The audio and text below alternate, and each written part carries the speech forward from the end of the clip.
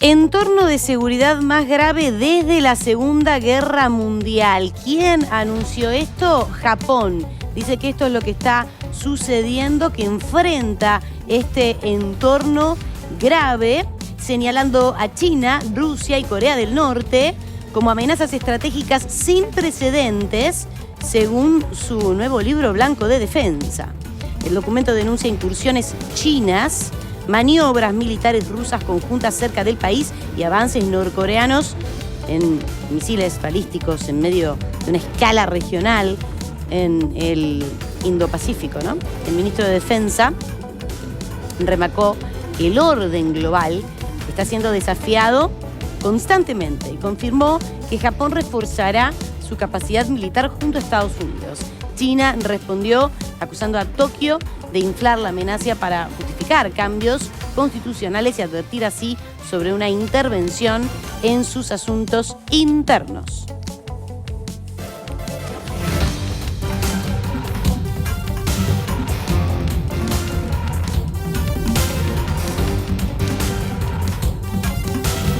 El análisis expuesto en el canal La Geopolítica del Cambio con Marco Pascual revela una arquitectura de colapso. El orden unipolar no sucumbe únicamente en el campo de batalla, sino bajo el peso de sus propias contradicciones matemáticas, fiscales y logísticas.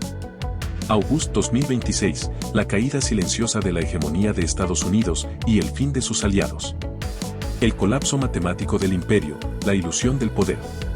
El 19 de agosto de 2026, mientras Washington declaraba el estrecho de Hormuz como territorio bajo control estadounidense en un despliegue de retórica de disuasión, pocos miraban los números reales.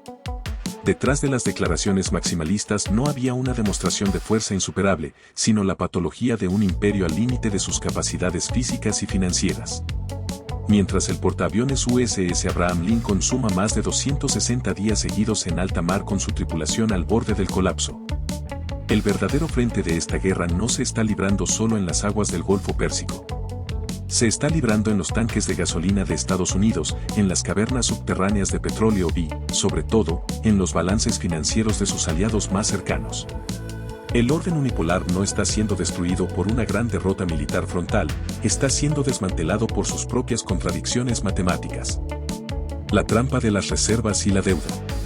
Para evitar una crisis política interna por precios de gasolina superiores a los $4 por galón, la administración estadounidense inyectó masivamente 172 millones de barriles de su reserva estratégica de petróleo, SPR. ¿El resultado? Un colapso crítico por debajo del umbral mínimo de seguridad de los 250 millones de barriles. Bajar de esa línea no es solo un número, significa daños estructurales e irreversibles a las cavernas físicas de almacenamiento estratégico. Sumen a esto una deuda nacional que supera los $40 billones, un 120% de su Producto Interno Bruto, con un déficit proyectado de 1.9 billones. Estados Unidos ha gastado su margen fiscal y sus reservas físicas no para ganar una guerra, sino para contener el pánico del electorado doméstico. La máquina autodestructiva y la doctrina del egoísmo imperial. Aquí entra en juego lo que los analistas llaman la máquina autodestructiva. El bloqueo. Washington intenta asfixiar el crudo iraní cerrando Hormuz. La víctima colateral, Japón, que importa más del 95% de su petróleo de Oriente Medio, sufre un colapso instantáneo en su aparato industrial. La crisis cambiaria, el diferencial de tasas de interés desploma el yen a mínimos históricos de 164 por dólar. El golpe boomerang. Para evitar la quiebra de su moneda, Tokio, el mayor acreedor extranjero de Estados Unidos, se ve obligado a vender masivamente bonos del Tesoro estadounidense. Al vender esos bonos, las tasas de interés y las hipotecas en Estados Unidos se disparan, congelando el crédito interno estadounidense. Como en la antigua Roma con las provincias que garantizaban el trigo del imperio. Washington utiliza la liquidez de sus socios para proteger sus propios mercados de capitales. Traslada el riesgo militar y financiero a la periferia para salvar el centro. Japón confirmó su primera intervención conjunta con Estados Unidos al yen en 15 años, luego de que la moneda japonesa cayera a su nivel más bajo en 4 décadas la semana pasada. Fue la ministra de Finanzas, Satsuki Katayama, quien confirmó a primera hora de este lunes en un comunicado que la nación nipona había entrado al mercado de divisas el pasado viernes 31 de julio en coordinación con el Departamento del Tesoro. Japón habría utilizado alrededor de 5,33 billones de yenes, unos 34,000 millones de dólares, para llevarlo a cabo, según un análisis de Bloomberg sobre las cuentas de los bancos centrales, lo que supondría un nuevo récord mensual para el total empleado en la ronda de intervención. Es posible, además, que el Tesoro estadounidense esté utilizando euros en lugar de dólares para financiar las compras de yenes, con el objetivo de evitar un debilitamiento de su propia moneda y no poner en duda su política de mantener un dólar fuerte, según analistas. La Reserva Federal de Nueva York habría pedido a 2 grandes bancos estadounidenses que comprobaran el tipo de cambio del yen frente al euro, según 2 fuentes con conocimiento en el asunto citadas por Bloomberg News. El diario británico Financial Times reportó anteriormente que la Fed de Nueva York habría vendido euros para comprar yenes en nombre del Departamento del Tesoro de los Estados Unidos. El Frente del Pacífico y la desprotección de Japón.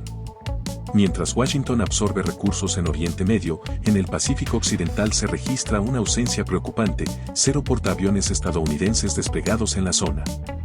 Japón ha sido dejado como un federate moderno, un escudo adelantado obligado a elevar su gasto militar al 2% del PIB y a desplegar misiles Tomahawk para contener por sí solo la presión regional. Mientras tanto, enfrenta la asfixia coordinada de un triple vector. 1. Desde el norte, Rusia realizando maniobras navales masivas e intimidadoras alrededor de las islas disputadas.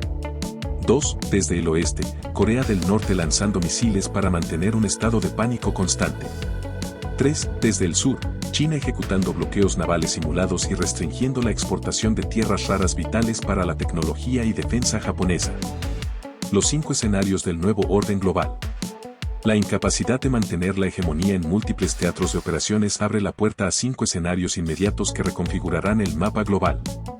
Rearmamento autónomo, ilegalidad armada. Japón y Corea del Sur, al notar la fragilidad del paraguas de seguridad estadounidense, se rearmarán de manera independiente, rompiendo sus ataduras constitucionales defensivas.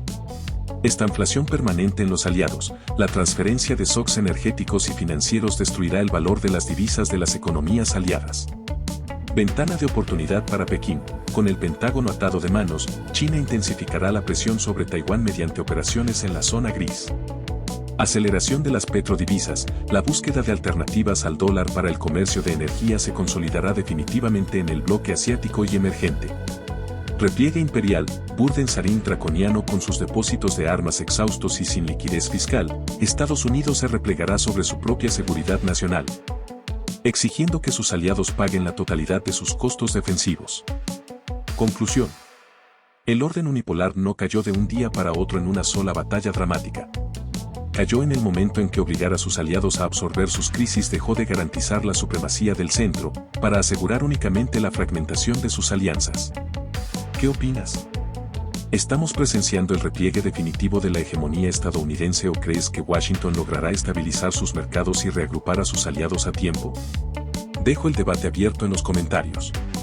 No olvides suscribirte a La Geopolítica del Cambio con Marco Pascual y activar la campana. Nos vamos a China ahora, pero para hablar con sus complicaciones y amenazas que hace con respecto a Taiwán. Una de las razones tiene que ver justamente con algo ya que viene siendo histórico para estas dos naciones. Y en este caso a Japón también, que decía lo siguiente: China pagará un precio doloroso si intenta intervenir militarmente en el estrecho de Taiwán.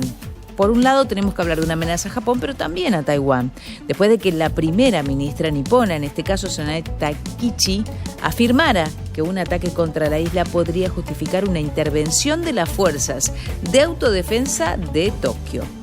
Ahí estamos viendo al portavoz del Ministerio de Defensa chino, Jian Bin, que calificó las palabras de la mandataria japonesa de extremadamente peligrosas y de una grave injerencia en los asuntos internos de China en un comunicado.